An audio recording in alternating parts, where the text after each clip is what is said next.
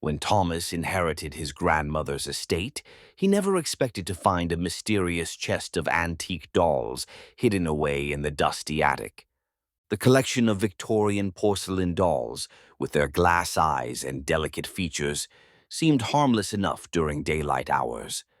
But as Thomas slept that first night, unaware of their legacy, the dolls began to stir in the shadows of his new home.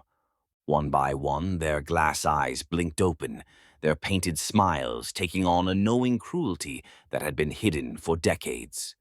Thomas woke to the sound of tiny footsteps in the hallway, his blood running cold as he witnessed the impossible sight before him. The dolls moved with purpose, their tiny porcelain hands reaching for knives and other weapons as they whispered to each other in childlike voices.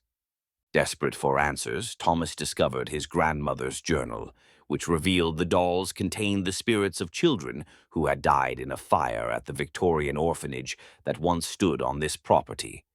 The journal explained how his grandmother had used forbidden magic to bind the vengeful spirits, but warned that the binding spell would weaken with her passing. Using his grandmother's instructions, Thomas created a protective circle as the dolls gathered around him, their tiny faces contorted with supernatural rage. As dawn approached, Thomas completed the binding ritual, forcing the spirits back into their porcelain prisons as they shrieked with the voices of children long dead. With the dolls safely locked away, Thomas knew his battle was only temporary. The binding would weaken again, and the orphans' vengeful spirits would return to finish what they had started.